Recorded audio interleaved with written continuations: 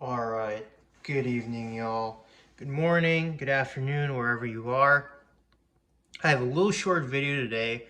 I'm going to be talking today about my goated, and by goated I mean greatest of all time condiments. And these are totally subjective. I mean, this list is totally subjective in nature.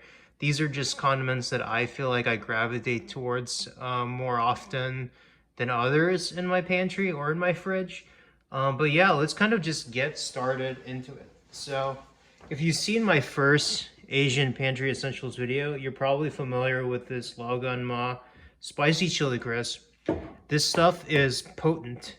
Like, you need this for dumplings, like hand-pulled noodles, things of that sort. This goes on, even if I want a little pop to my steamed veggies, I'll oftentimes put this on. If I make fried eggs, this is a great topping to go with your eggs. It really adds some nice contrasting chili flavor. And yeah, it's a very like tasty condiment. I like the yeah, if you're not too keen of oil, probably I would stay away from this. But yeah, this is a great condiment overall, especially if you're gonna make a lot of dumpling noodle dishes, fried eggs, steamed veggies. This goes well on top. The next is wasabi. So this is kind of key, the brand. Like, you don't want to buy your normal grocery store, private label, whatever brand wasabi. This S&B hot is the thing. So like this stuff is potent. Like, you put a little bit of dollop on, or not a dollop, you put like a drop or a speck. This will like blow your sinuses out. And that's the kind of wasabi that I really want, or that's the kind of properties I really want with a wasabi, is to be very spicy. You might get some sticker shock when you buy this. Like, I think I bought this for like something crazy, like $7 or $8, $9. And I was kind of a little annoyed on how expensive this was, but this stuff is really worth the money. It's really spicy, super potent, and yeah, it's a really good product overall. This is good if you're making wasabi mayonnaise or you're eating it with grilled meats. Like, wasabi goes really well with grilled meats, roast beef, things of that sort. And sushi, of course. If you eat sashimi at home, the wasabi is great. It gives a nice kick. The next condiment that's one of my all-time favorites, this is probably my all-time favorite among all of these here, is the Kewpie mayo. Now, it's not just any ordinary mayo, it's Kewpie mayo. This is originally made in Japan. There's a very distinctive flavor to this mayonnaise. It has a very ultra umami taste compared to most American mayonnaises. I don't know if they add MSG or something to it or some other ingredient, but it has a really rich taste. This is super good if you're gonna make like Japanese pancakes, okonomiyaki. This goes well for like tuna salad. Like, this makes tuna salad taste super, super good. And if you ever had a Japanese egg salad sandwich, this stuff goes great. I often find like it might be a little bit weird, but whenever I make like scrambled eggs and Spam, I'll put a little bit of this on top. It kind of gives a nice little contrasting mayo note, which is kind of good.